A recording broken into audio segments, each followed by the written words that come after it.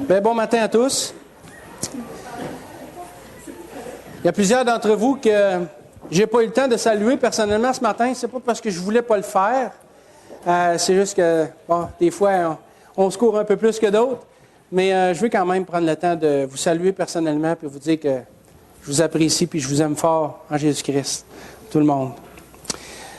En ce matin, on continue notre étude sur Gédéon. Ça va être le 4e message, je crois. Et jusqu'à maintenant, on a vu que Dieu... Ah oui, il faut que je rouvre ça, moi, là. Hein? Je ne vais pas me faire pogner avec ça. OK. Alors, jusqu'à présent, on a vu que Dieu avait appelé Gédéon à faire quelque chose dont il se sentait incapable. Mais Dieu lui a dit, « Va avec cette force que tu as. » L'apôtre Paul écrira des centaines d'années plus tard, en Philippiens 4,13, cette vérité que Gédéon allait apprendre. « Je puis tout par celui qui me fortifie. » Quelle belle parole, n'est-ce pas?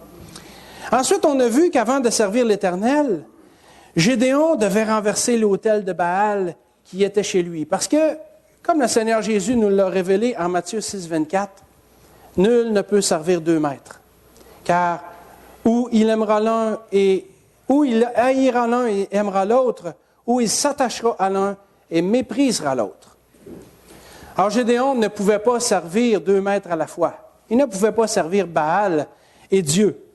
Alors il a dû faire ce qu'il faut pour éliminer les idoles qui étaient chez lui et redonner à Dieu la première place dans sa vie. On a des belles leçons directes pour nous autres dans tout ça aussi. Après ça, Gédéon, qui avait besoin de certitude pour aller plus loin, ça vous est déjà arrivé d'avoir besoin de certitude pour aller plus loin dans le Seigneur? Hein? Gédéon en a eu besoin, on a vu ça la dernière fois. Alors il a mis une toison devant l'Éternel parce qu'il cherchait non pas la volonté de Dieu, mais une confirmation de la volonté de Dieu. Et ce matin, on va voir que c'est sans orgueil et dans la dépendance de Dieu que Gédéon devra accomplir l'œuvre que l'Éternel avait préparée pour lui. Et Dieu veut aussi, à travers ça, nous montrer que ce soit pour Gédéon ou que ce soit pour nous-mêmes, la victoire ne dépend ni des forces, ni du nombre, mais de la dépendance de Dieu et de l'engagement à le suivre. C'était vrai pour Gédéon et c'est vrai aussi pour chacun de nous. Alors, le premier point qu'on va voir ce matin, Gédéon doit être dépendant de Dieu. Nous sommes donc rendus dans notre étude au chapitre 7 du livre des Juges, et je vous invite à y tourner. Et là, on va voir que notre vaillant héros, l'Éternel l'appelle comme ça, l'ange de l'Éternel, quand il apparaît à Gédéon, il l'appelle vaillant héros. Alors, on va voir ce matin que notre vaillant héros s'apprête maintenant à aller combattre les Madianites. Il n'y ira pas ce matin. Il fait juste se préparer à y aller.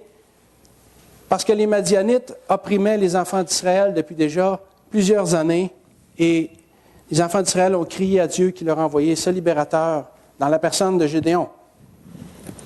On va lire le verset 1. Juge, chapitre 7, verset 1.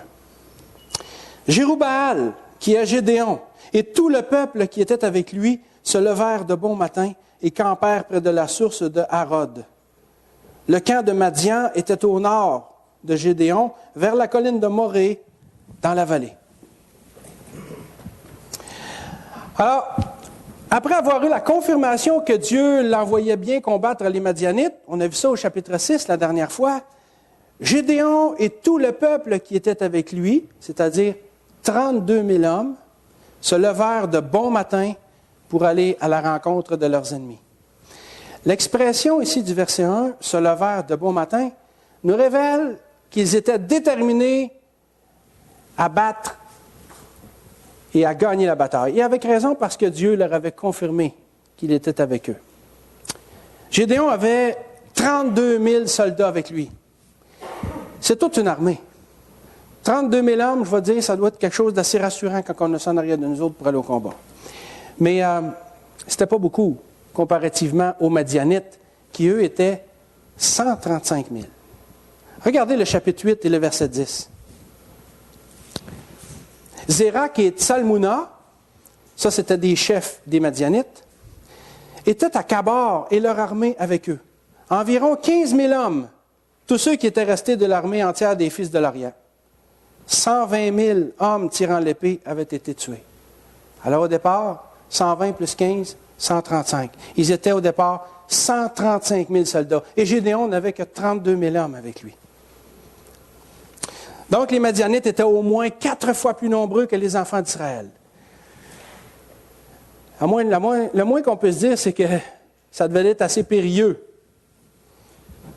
C'est périlleux d'affronter 135 000 hommes quand on en a 32 000. Mais, comme l'a écrit au 17e siècle un dramaturge c'est quelqu'un qui écrit des pièces de théâtre. Un dramaturge et poète français du nom de Pierre Corneille. Il a dit « À vaincre sans péril, on triomphe sans gloire ». Alors, du fait de leur nombre, cette victoire-là allait apporter beaucoup de gloire à Gédéon et à ses hommes. Parce qu'ils savaient qu'ils gagneraient, ils étaient juste 32 000 contre 135 000. Alors, même si c'était périlleux, la gloire était à leur portée. Mais l'affaire là, c'est que Dieu va faire quelque chose pour pas que ça arrive. Pour pas que ça arrive. Dieu voulait empêcher ça parce qu'il voulait que le peuple reconnaisse que c'était lui, l'Éternel, qui était le véritable auteur de la victoire. Alors, il va réduire le nombre des soldats de Gédéon. Lisons les versets 2 et 3. Juge 7, versets 2 et 3. L'Éternel dit à Gédéon, « Le peuple que tu as avec toi est trop nombreux. » Aïe, aïe, aïe. Ils sont 32 000 contre 135 000. Puis là, l'Éternel a dit, « Ils sont trop nombreux. » OK, on continue. Le peuple que tu as avec toi est trop nombreux pour que je livre Madian entre tes mains. Il pourrait en tirer gloire contre moi et dire, c'est ma main qui m'a délivré. Publie donc ceci aux oreilles du peuple, que celui qui est craintif et qui a peur s'en retourne et s'éloigne de la montagne de Galaad. 22 000 hommes parmi le peuple s'en retournèrent, et il en resta 10 000. Cette proclamation de faire partir ceux qui avaient peur, c'était pas quelque chose de nouveau. Là. C'était pas. Il ne devait pas avoir grand étonnement là-dedans parce que c'était quelque chose qui existait déjà, une ordonnance qui existait déjà en Israël. En fait, dans le Deutéronome, au chapitre 20, où Dieu donne des prescriptions concernant la guerre, on peut lire ceci. Là j'ai résumé 8 versets. Là. Donc, Deutéronome 20, 1 à 8. Lorsque tu iras à la guerre contre tes ennemis, les officiers continueront à parler au peuple et diront, « Qui est-ce qui a peur et manque de courage? Qu'il s'en aille et retourne chez lui, afin que ses frères ne se découragent pas comme lui. » Alors, ce n'était pas quelque chose de très étonnant que l'Éternel dise à Gédéon, « Dis à ceux qui ont peur qu'ils s'en aillent. » Gédéon a peut-être voulu partir avec eux autres quand il a vu tout le nombre qui s'en allait, je ne sais pas. Peut-être que moi, j'aurais voulu partir moi aussi, mais bref, il est resté là. Il fallait qu'il reste là. Donc ici, 22 000 hommes sont retournés chez eux. L'armée de Gédéon est passée de 32 000 à 10 000. Mais les Madianites, eux autres, ils étaient encore 135 000. C'est-à-dire 13 fois et demi plus nombreux. Moi, je pense que pour Gédéon et ses hommes, leur rêve de victoire devait commencer à se transformer en cauchemar tranquillement. Là. Et ce n'était pas fini. Lisons les versets 4 à 8. L'Éternel dit à Gédéon, « Le peuple est encore trop nombreux. » Aïe, aïe, aïe. « Fais-les descendre vers l'eau, et là je t'en ferai le triage. Celui dont je te dirai que celui-ci aille avec toi, ira avec toi. Et celui dont je te dirai que celui-ci n'aille pas avec toi, n'ira pas avec toi. » Gédéon fit descendre le peuple vers l'eau, et l'Éternel dit à Gédéon, « Tous ceux qui laperont l'eau avec la langue, comme lappe le chien, tu les sépareras de tous ceux qui se mettront à genoux pour boire. Ceux qui lapèrent l'eau en la portant à la bouche avec leurs mains furent au nombre de 300 hommes. Et tout le reste du peuple se mit à genoux pour boire.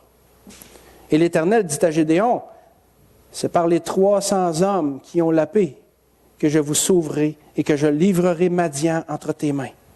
Que tout le reste du peuple s'en aille, chacun chez soi. » On prit les vivres du peuple et ses trompettes, puis Gédéon renvoya tous les hommes d'Israël, chacun dans sa tente, et il retint les 300 hommes. Le camp de Madian étaient au-dessous de lui dans la vallée. Ça me fait sourire un petit peu la fin du verset 8. C'est comme si... Ils sont rendus 300, mais le camp de 135 000 est encore là. Tu sais. Oh boy!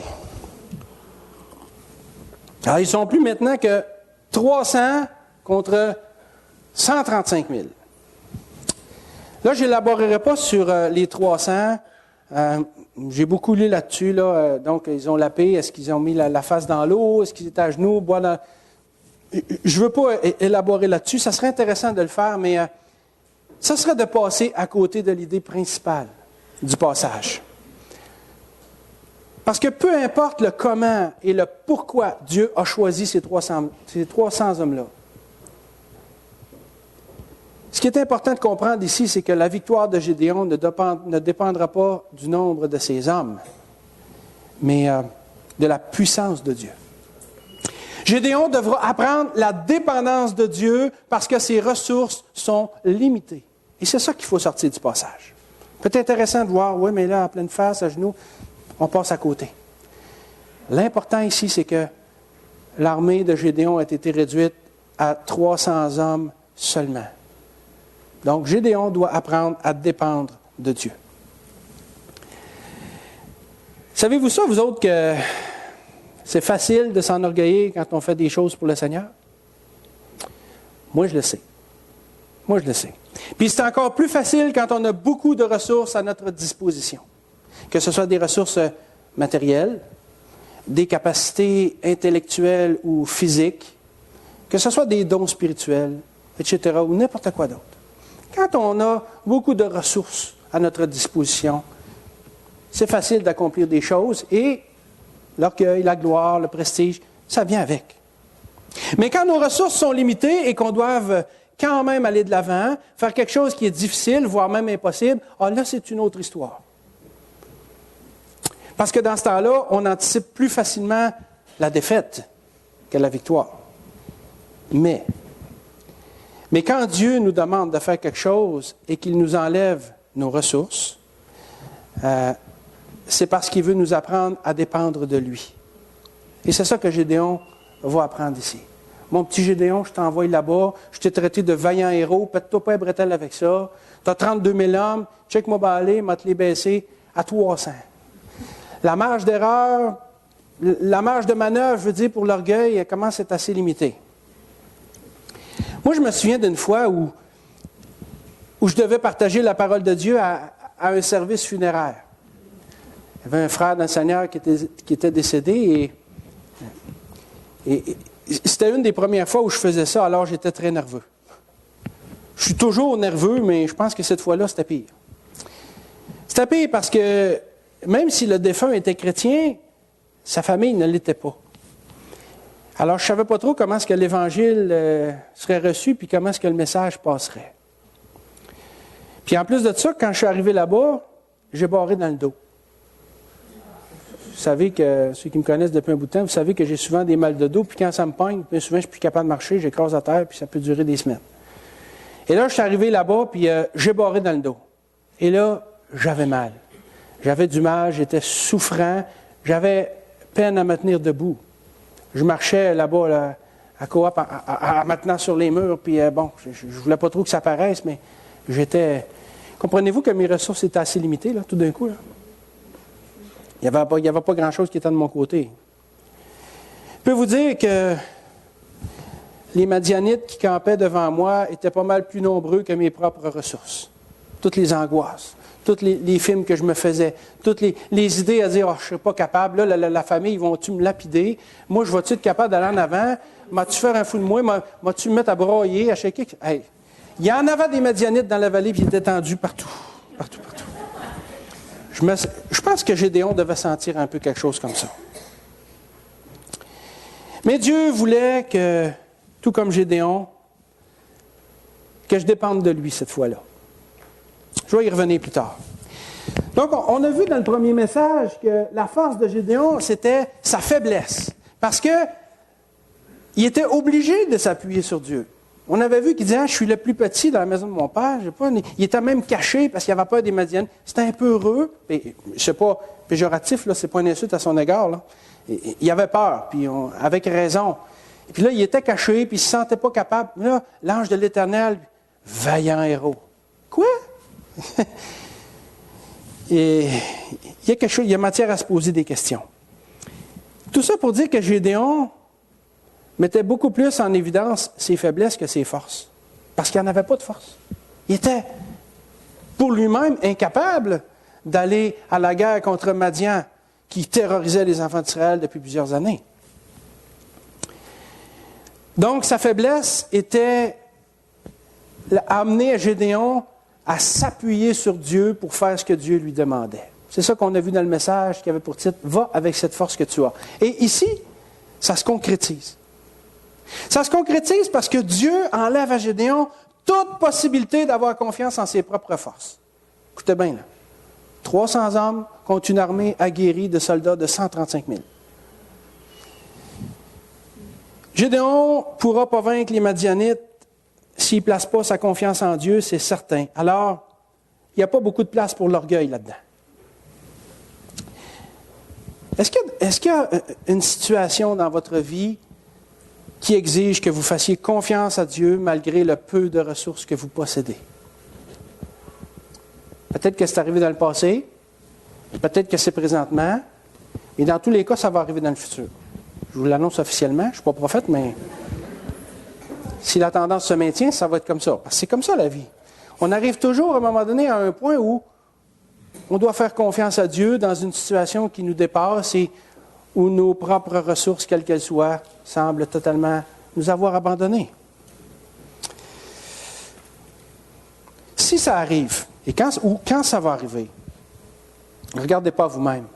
Regardez pas à vous-même, parce que si Gédéon avait fait ça, il serait retourné se cacher au pressoir pour battre son blé.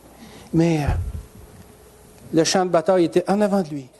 Et Gédéon voulait aller là parce que l'Éternel lui avait dit, « Mon vaillant héros, toi, je t'envoie là-bas, puis tu vas y aller, puis check-moi bien aller, tu n'iras pas avec tes propres forces, tu vas y aller avec les miennes. » Et souvent, Dieu nous demande ça. Et quand ça arrive, quand ça va arriver dans vos propres vies, regardez pas à vous-même parce que vous allez être découragé, mais regardez à Dieu.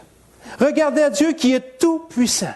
Ce Dieu tout-puissant qui n'est pas limité dans ses ressources, qui n'est jamais dépassé par aucune situation, lui est plein de ressources et il a tout ce dont vous aurez besoin pour avancer. Absolument tout. Regardez ce que le Proverbe 3 nous dit. Le Proverbe 3, les versets 5 et 6. « Confie-toi en l'Éternel de tout ton cœur et ne t'appuie pas sur ta sagesse. Reconnais-le dans toutes tes voies et il aplanira tes sentiers. » Wow! Quelle parole réconfortante! Et ce n'est pas terminé. Regardez aussi ce que nous dit l'apôtre Paul dans la deuxième épître aux Corinthiens. En 2 Corinthiens 3,5, on peut lire ceci. « Ce n'est pas à dire que nous soyons par nous-mêmes capables de concevoir quelque chose comme venant de nous-mêmes. Notre capacité, au contraire, vient de Dieu. » C'est ça qu'il faut saisir. C'est ça qu'il faut saisir. C'est que si Dieu nous demande quelque chose, là, il ne nous enverra pas se faire massacrer sans raison. Là. Si Dieu nous demande quelque chose, puis « Vas-y, mon vaillant héros, vas-y, ma vaillante Théorine », c'est parce qu'il va nous donner ce qu'on a besoin. Et il nous enlève tout motif de gloire, tout motif d'orgueil. Il nous enlève souvent toutes nos forces parce qu'on est obligé de s'appuyer sur lui. Et c'est seulement comme ça que la victoire peut être possible. En s'appuyant sur El Shaddai, le Dieu tout-puissant.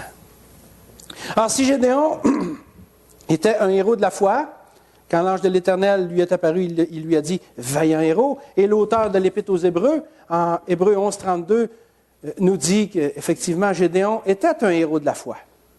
Alors, si Gédéon était un héros de la foi, ce n'est pas parce qu'il était plus fin que les autres, mais parce qu'il a obéi à Dieu, même quand les circonstances étaient contre lui. En étant limité dans ses ressources, là, Gédéon ne pouvait pas s'enorgueillir. L'apôtre Paul a dit quelque chose. L'apôtre Paul en a vécu des affaires, vous savez ça, hein? Puis je pense que c'est dans cette situation-là aussi qu'il a écrit les versets suivants dans 2 Corinthiens 12, les versets 7 à 9. « Et pour que je ne sois pas enflé d'orgueil, À cause de l'excellence de ses révélations, il m'a été mis une écharde dans la chair, un ange de Satan pour me souffléter et m'empêcher de m'enorgueillir. 3 fois, j'ai prié le Seigneur de l'éloigner de moi, et il m'a dit, ma grâce te suffit, ma grâce te suffit, car, voici la raison, car ma puissance s'accomplit dans la faiblesse. Je me glorifierai donc bien plus volontiers de mes faiblesses, afin que la puissance de Christ repose sur moi. Alors voilà pourquoi Dieu, des fois, nous enlève nos ressources. Parce qu'il ne veut pas qu'on s'orgueillisse, mais aussi parce qu'il veut qu'on dépende de lui, parce qu'il sait que c'est seulement comme ça que la victoire va être possible.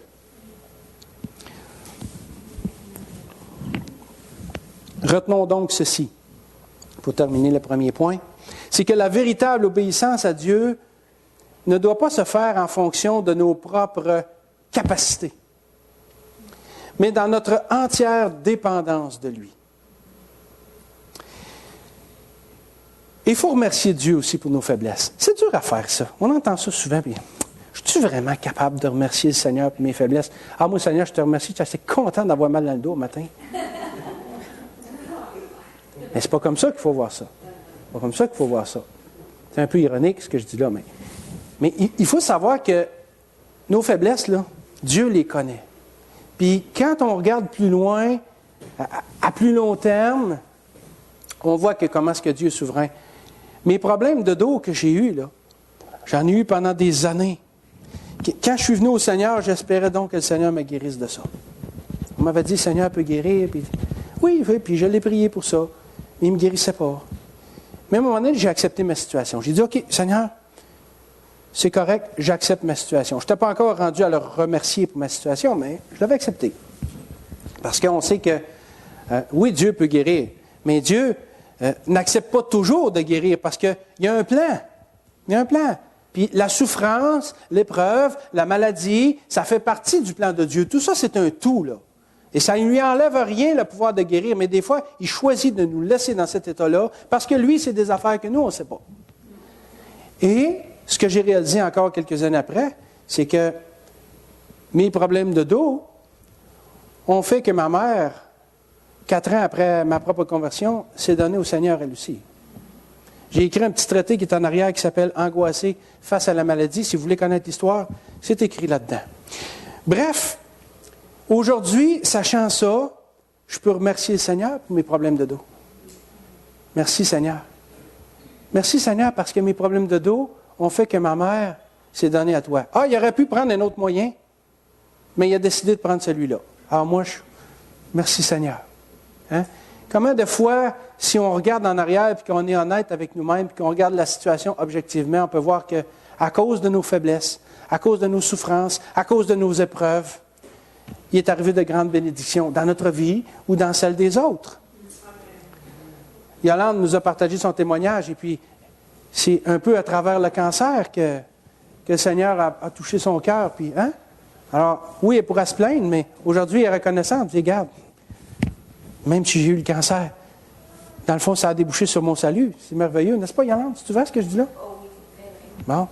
Alors aujourd'hui, sachant ce que je sais, j'aurais été prêt à endurer beaucoup plus que mes problèmes de dos pour que ma mère vienne au salut. Puis si le Seigneur voulait encore me jeter sur le dos pour que d'autres se convertissent, vas-y Seigneur, je suis prêt. Alors, c'est dans ce sens-là qu'il faut remercier le Seigneur pour nos faiblesses. Il faut savoir qu'il est au contrôle et qu'il fait tout ce qu'il veut. Puis on n'aura pas toujours la réponse là, de ça. Là. Pourquoi ça nous arrive? Peut-être dans l'éternité, on l'aura. Mais le Seigneur, dans sa sagesse, ne juge pas qu'on a besoin de tout savoir, puis c'est bien correct de même.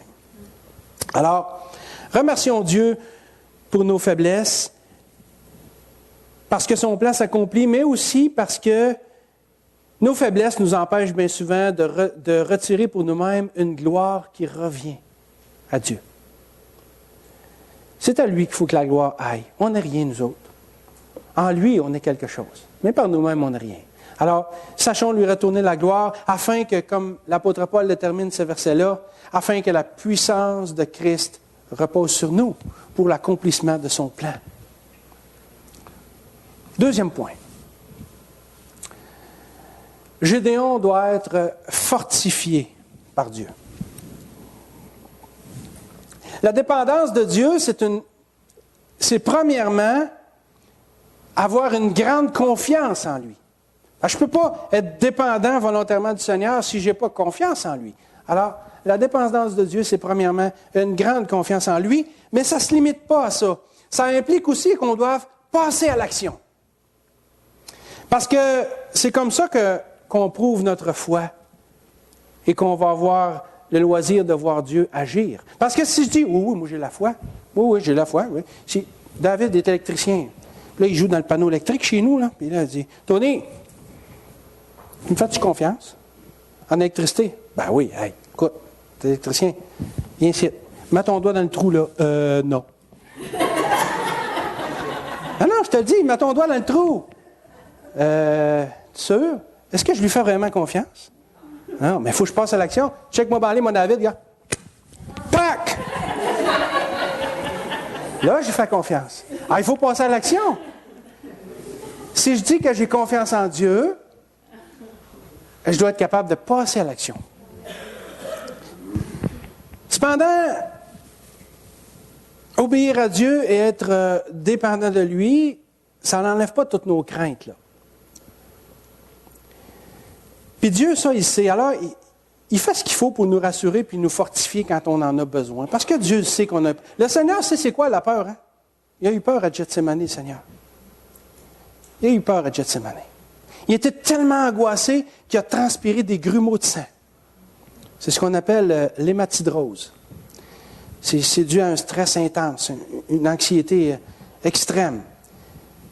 Mais le Seigneur, il avait assez confiance en son Père Céleste qu'il a été pareil. Ah, la peur, c'est normal. Mais est-ce que j'ai peur au point de faire confiance à Dieu?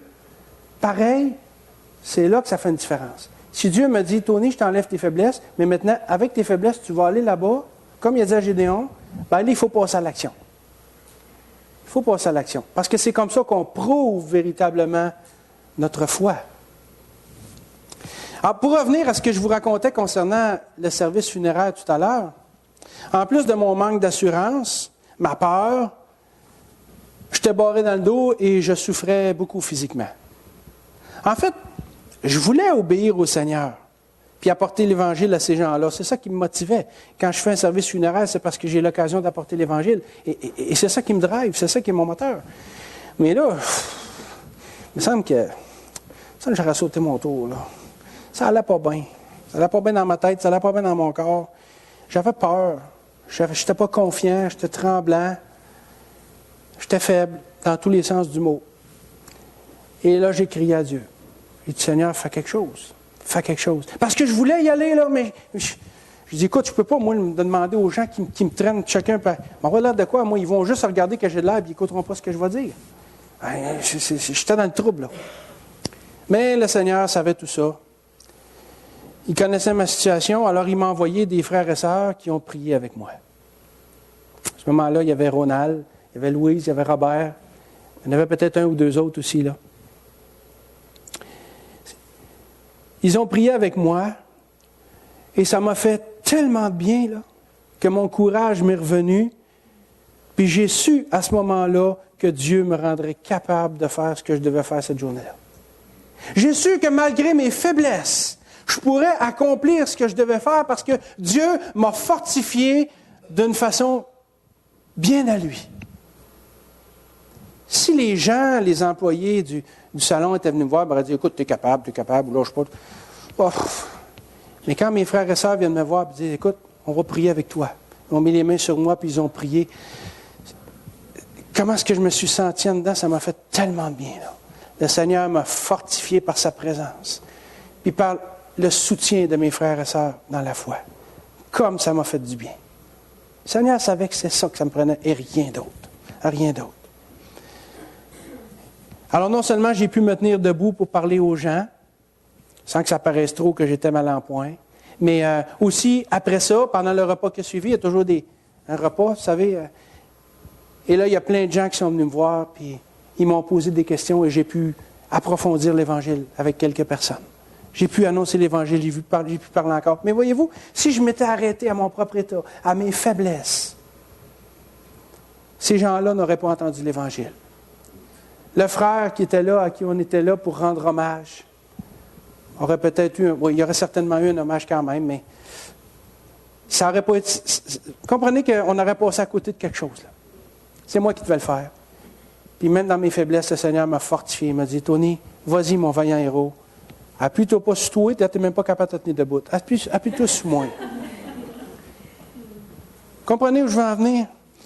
Dieu m'avait fortifié avant la bataille, et c'est ce qu'il allait faire aussi avec Gédéon. Lisons les versets 9 à 15.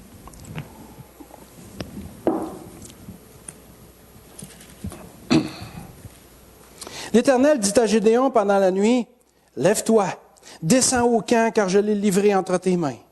Si tu crains de descendre, descends-y avec Pourra ton serviteur. Tu écouteras ce qu'ils diront, et après cela tes mains seront fortifiées. Descends donc au camp. » Il descendit avec Pourra son serviteur jusqu'aux avant-postes du camp. Madian, Amalek et tous les fils de l'Orient étaient répandus dans la vallée comme une multitude de sauterelles. Et leurs chameaux étaient innombrables comme le sable qui est sur le bord de la mer. Gédéon arriva, et voici, un homme racontait à son camarade un songe. Il disait, « J'ai eu un songe, et voici, un gâteau de pain d'orge roulait dans le camp de Madian. Il est venu heurter jusqu'à la tente, et elle est tombée. Il l'a heurtée sans dessus-dessous, et elle a été renversée. » Son camarade répondit et dit, « Ce n'est pas autre chose que l'épée de Gédéon, fils de Joas, homme d'Israël. Dieu a livré entre ses mains Madian et tout le camp. » Lorsque Gédéon eut entendu le récit du songe et son explication, il se prosterna, revint au camp d'Israël et dit, « Levez-vous. » Je dirais plutôt, « Levez-vous, car l'Éternel a livré entre vos mains le camp de Madian. » Wow! Il y a toute une signification que je n'aborderai pas là-dedans, là. Juste mentionner au passage. Le pain d'orge, par exemple, l'orge se vendait 2 fois moins cher que le blé. C'était le pain des pauvres. Et la tente en question, c'est rendu jusqu'à la tente, ça sous-entend la tente du général en chef de l'armée de Madian.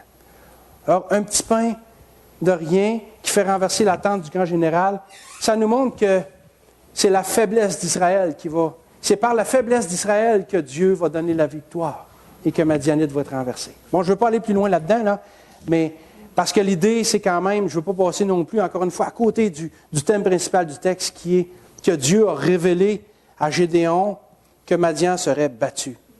Hey, il s'est même servi de ses ennemis pour lui dire ça. C'est quelque chose, c'est extraordinaire, là. Dieu a fortifié Gédéon, puis là, Gédéon est remonté dans son camp, plein de courage et d'assurance. Emmenez-en des Madianites. Ah ouais, on se lève, on y va. C'était peut-être pas de même, là, j'en mets un peu, là, mais comprenez-vous que c'était plus important là, qu'il y ait juste 300 hommes. Là. Il était fortifié. Il avait été encouragé. Et là, notre Gédéon part et remonte dans son camp, plein de courage, plein d'assurance, parce qu'il avait entendu de la bouche même de ses ennemis que l'Éternel lui accorderait la victoire. Hey, c'est pas ces hommes qui ont essayé de l'encourager, là. Ah, Gédéon, on est capable, l'Éternel est avec nous autres. Non, non, c'est les ennemis qui viennent de me le confirmer. C'est quelque chose pareil. Depuis le début, là, depuis le début de notre étude, depuis la première fois où l'ange de l'Éternel est apparu à Gédéon, il lui a dit plusieurs fois à Gédéon qu'il lui accorderait la victoire. Il dit, je vais être avec toi, je vais être avec toi, puis même avec la toison, puis là il descend, puis il entend encore... C'était pas la première fois que Dieu confirmait à Gédéon qu'il allait lui donner la victoire. Là. Ça aurait dû suffire.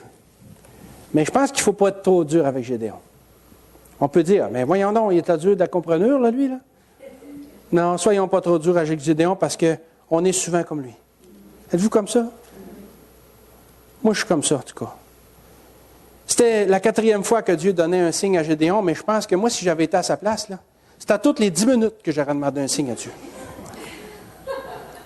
Écoutez, là, aller battre 135 000 soldats aguerris avec seulement 300 hommes. Ouf, ouais. Je pense qu'à toutes les 10-15 minutes, moi, j'aurais dit, Seigneur, viens ici, il faut que je te parle. Bref, dans toutes les situations, quel que soit le combat qu'on a à livrer, Dieu peut nous donner les encouragements nécessaires qu'on a besoin pour nous fortifier. Dieu qui connaît notre cœur sait exactement ce dont on a besoin. Mais on n'a pas tous besoin de la même affaire les uns les autres. C'est pour ça qu'il n'agit pas pareil dans notre vie, à tous. Il nous connaît personnellement. Quel sauveur extraordinaire. Hein? Il nous connaît. On va en avoir pour l'éternité à découvrir la grandeur de notre Dieu. C'est magnifique. Bref, Dieu connaît tous nos moyens, puis il peut se servir de nos proches, comme il l'a fait avec moi au service. Mais il peut se servir aussi de nos ennemis, comme il l'a fait à Gédéon. Retenons qu'on a un Dieu qui est compatissant et qui est digne de confiance. Un Dieu extraordinaire. Et comme j'ai déjà lu dans un livre, un auteur du nom de Max Lucado, qui a écrit un excellent livre qui s'appelait « Quel sauveur merveilleux ». Il citait à un moment donné, il disait « Si vous pensez que Dieu ne comprend pas votre souffrance, regardez la main qu'il vous tend et vous verrez qu'elle a déjà été percée. » C'est beau, hein? Le Seigneur a souffert. Il est en mesure de comprendre nos souffrances, nos inquiétudes, nos peurs. Alors, n'hésitons pas à aller vers lui pour être fortifiés, parce qu'il va le faire. Puis il va le faire dans la mesure où il sait que ça va faire la job. Je ne sais pas qu'est-ce que Dieu peut vous demander à vous personnellement aujourd'hui, ou ce qu'il vous demandera demain. Mais je sais une chose, c'est que si vous avez besoin d'être fortifié, demandez-lui. Demandez-lui. Il va le faire. Que ce soit 4 fois ou à toutes les 10 minutes, demandez-lui, vous avez le droit si vous en avez besoin. Puis là, vous allez pouvoir dire, comme le psalmiste, dans le psaume 138 et le verset 3, « Lorsque je t'ai appelé, tu m'as répondu, tu m'as encouragé, tu m'as fortifié. » Wow! Le psalmiste a vécu ça. Gédéon a vécu ça. J'ai vécu ça. Et vous l'avez sûrement déjà vécu. Et si vous ne l'avez pas vécu, attendez pas. Allez-y. Dieu vous demande quelque chose. Vous avez quelque chose devant vous présentement. Je ne sais pas qu'est-ce que ça peut être. Ça peut être 1 million d'affaires différentes. Mais vous savez que Dieu vous le demande. Il vous dit, vas-y mon vaillant héros. Vas-y ma vaillante héroïne. Vas-y, je suis avec toi. Occupe-toi pas des Madianites, là. Je vais m'occuper d'eux autres, moi. C'est quoi que tu as besoin pour être fortifié? Demande-moi-les, moi te le donner. Ça fait partie de la relation personnelle qu'on a avec notre Dieu. C'est personnel. C'est intime. Dieu qui connaît votre cœur. En tout cas, qu'est-ce que vous avez à perdre? Le psalmiste a dit, « Lorsque je t'ai appelé, tu m'as répondu. Tu m'as encouragé. Tu m'as fortifié. » Puis savez-vous quoi? Le psalmiste avait le même Dieu que le nôtre. C'est le même Dieu. Il n'a pas changé. Il est pareil hier, aujourd'hui, éternellement. Alors, s'il a répondu au psalmiste, s'il a répondu à Gédéon, il va vous répondre aussi. Allez vers lui. Donc, au verset 15, pour revenir au texte, fortifié dans sa foi, Gédéon se prosterna. Il rendit grâce à Dieu pour cet encouragement à cause de la victoire qu'il lui annonce. Est-ce qu'on a le réflexe de remercier Dieu quand il nous encourage et nous fortifie? Je pense qu'on devrait remercier Dieu au moins autant de fois que le nombre de fois qu'on lui a demandé quelque chose, quand il nous l'accorde. Hein? Ayons pas peur de se prosterner devant le Seigneur. Dis merci, Seigneur, merci. Tu m'as fortifié. Puis partageons-le. Je voulais partager ce qui est arrivé avec moi. Partagez ce que vous vivez avec les autres. Ça peut être tellement d'encouragement pour les frères et sœurs et tellement de témoignages pour ceux qui ne connaissent pas le Seigneur. C'est ça que Néhémie a fait quand il a voulu rallier le peuple pour reconstruire la muraille qui était en ruine depuis 141 ans. Il leur raconta, Néhémie 2, 18, il leur raconta comment la bonne main de son Dieu avait été sur lui. Ça faisait 141 ans que la muraille de Jérusalem était en ruine, et en à peine 52 jours, ils l'ont relevée. Hey, c'est quelque chose. Hein? Tout ça parce que Néhémie a partagé comment son Dieu avait été avec lui. Ça peut faire des miracles, ça. Donc, tous les moyens dont on dispose ne sont pas importants parce que, dans le fond, c'est Dieu qui dirige, c'est Dieu qui contrôle. Mais il faut commencer par obéir pour trouver le courage de continuer. Je répète ça. Il faut commencer à obéir pour trouver le courage de continuer. Au milieu du verset 15, Gédéon revint au camp d'Israël et dit, « Levez-vous, Levez-vous, car l'Éternel a livré entre vos mains le camp de Madian. Hey, levez-vous. C'est ça qu'on doit faire. C'est ça qu'on doit faire après avoir été fortifié. On doit agir et s'engager dans la voie de l'Éternel. Parce que si Dieu nous montre que nos faiblesses ne sont pas importantes, parce qu'il faut s'appuyer sur lui, ensuite il nous fortifie. Maintenant quoi? Notre foi doit être en action. Il faut se lever, puis il faut y aller. Quelqu'un a déjà dit, pour qu'un rêve devienne réalité, il faut d'abord se réveiller. Alors levons-nous. Levons-nous et faisons ce que le Seigneur nous demande. C'est quoi le combat qui vous avez amené présentement dans votre vie? Quel est ce combat qui vous terrorise? Est-ce qu'il vous semble que vos ressources sont inadéquates? Est-ce que vous avez peur?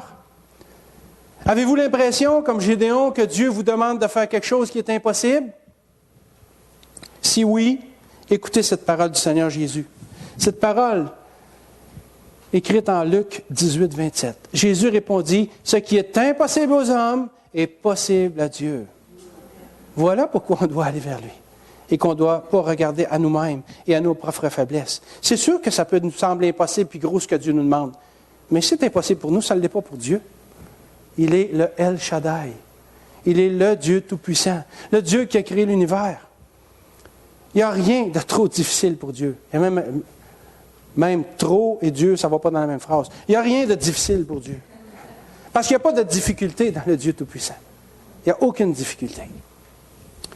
Alors, peu importe ce que le Seigneur vous demande, la force que vous avez besoin pour y arriver se trouve en lui, pour qui rien n'est impossible. Et plus on va être dépendant de Dieu, plus grande va être notre force. Parce que c'est la sienne qui va agir en nous. Est-ce que vous croyez ça? Vous n'êtes pas convaincant, mais bien. On va recommencer. Est-ce que vous croyez ça? Oui. OK.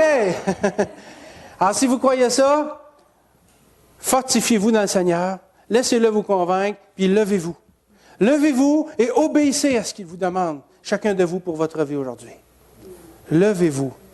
Peu importe ce que c'est, levez-vous, puis allez dans une pleine dépendance de Dieu, avec la conviction que si ça vient de lui, vous êtes déjà victorieux. Amen. Comme je l'ai dit souvent, la vie chrétienne, ce n'est pas un terrain de jeu, c'est un champ de bataille. Alors, il est normal d'avoir des combats, il est normal d'avoir peur, il est normal d'avoir des blessures, il est normal d'avoir peur et tout ça. Mais la victoire finale nous est déjà assurée parce que Jésus a déjà vaincu tous nos ennemis, sans exception. À la croix, Jésus a acquis une victoire universelle sur le péché et sur tout ce que vous voulez. Elle est totale, entière et définitive. Et il n'y a pas de zone grise.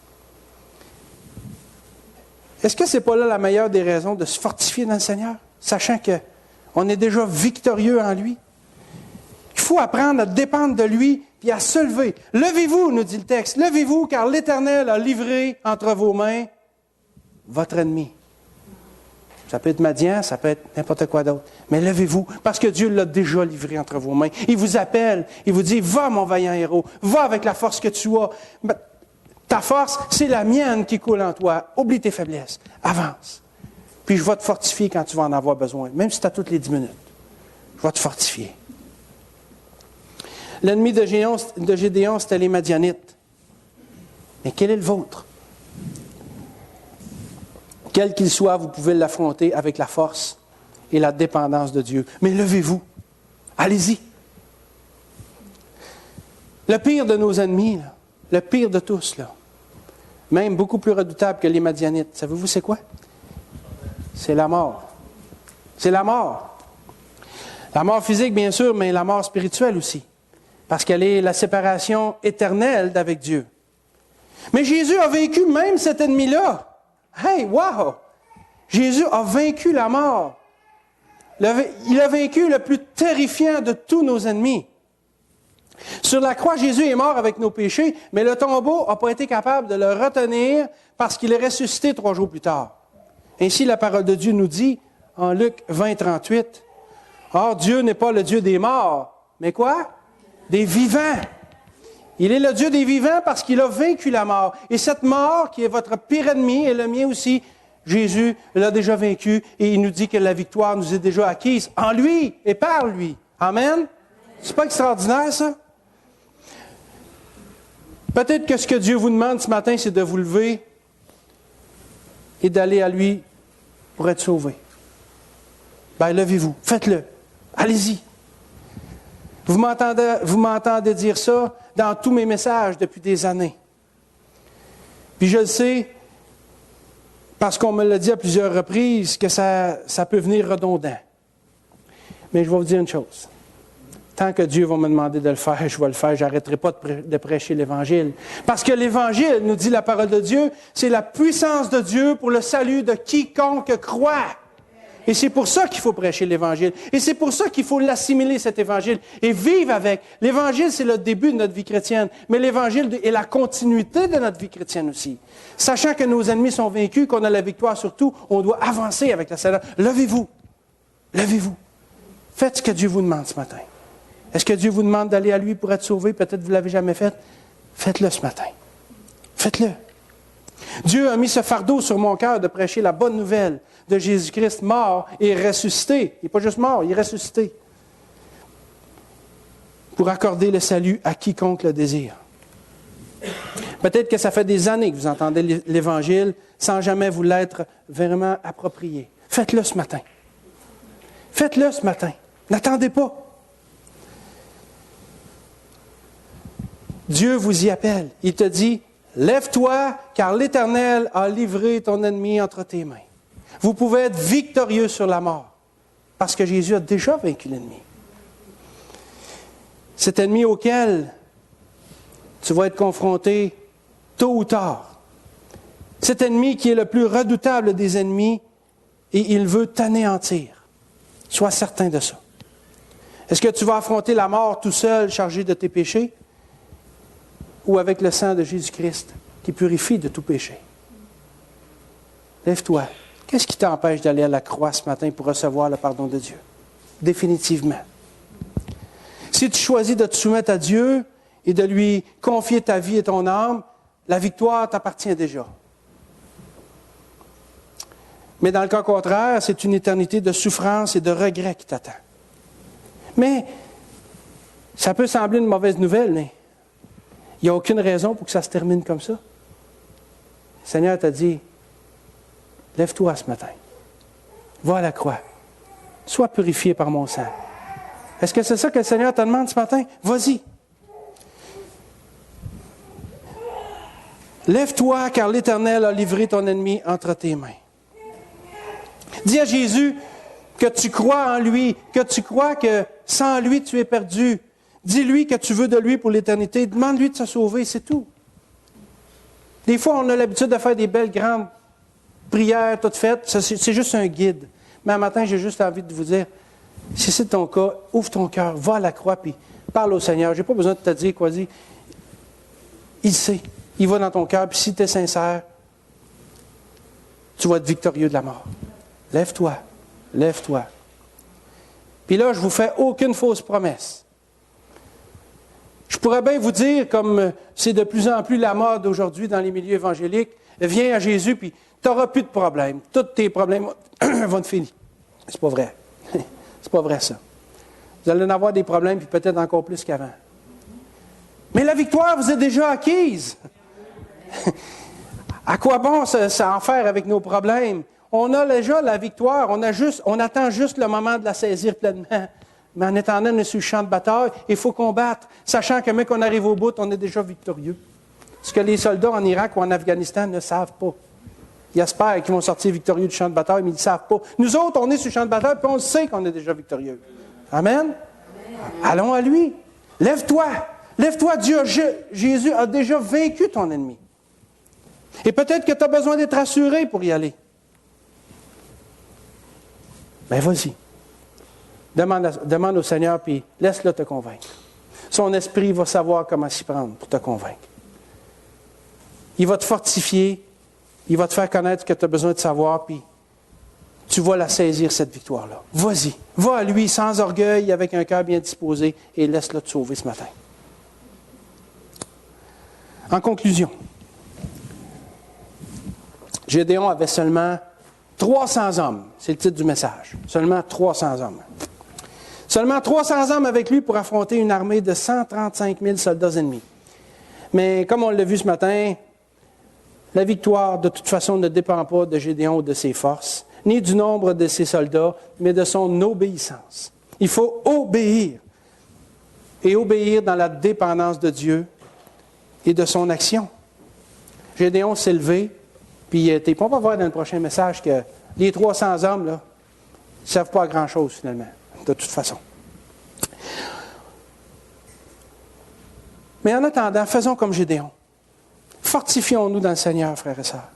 Apprenons à être dépendants de lui et levons-nous pour aller au combat. Qu'est-ce que le Seigneur vous demande de faire ce matin? Ou qu'est-ce qu'il vous demandera de faire demain? Je ne sais pas. Vous le savez. Mais levez-vous. Allez-y. Puis si vous avez besoin d'être fortifié, demandez-lui.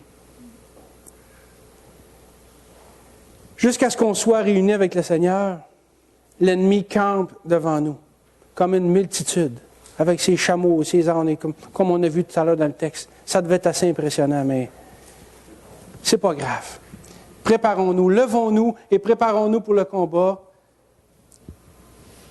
Préparons-nous à dire, comme l'apôtre Paul a dit un jour, et je termine avec ça, « J'ai combattu le bon combat, j'ai achevé la course, j'ai gardé la foi. » Prions. Seigneur Jésus, merci pour cet exemple de Gédéon. Merci Seigneur de nous montrer que notre orgueil, nos propres forces ne valent rien. Tout ce qu'on a besoin est en toi. Et même notre assurance, même notre besoin d'être rassuré, d'être fortifié, d'être encouragé, tout vient de toi, qui nous a déjà accordé la victoire. Wow! La victoire nous appartient. Tout ce que tu nous demandes, c'est de combattre en attendant. En attendant ce jour glorieux où on va être réunis à toi pour l'éternité et où il n'y aura plus jamais de combat à ce moment-là. Plus de larmes, plus de mort, plus de souffrance, plus rien. Seulement la joie, le bonheur inexprimable d'être dans ta glorieuse présence pour l'éternité. Bénis ta parole à nos cœurs. Et merci, Seigneur Jésus. Amen.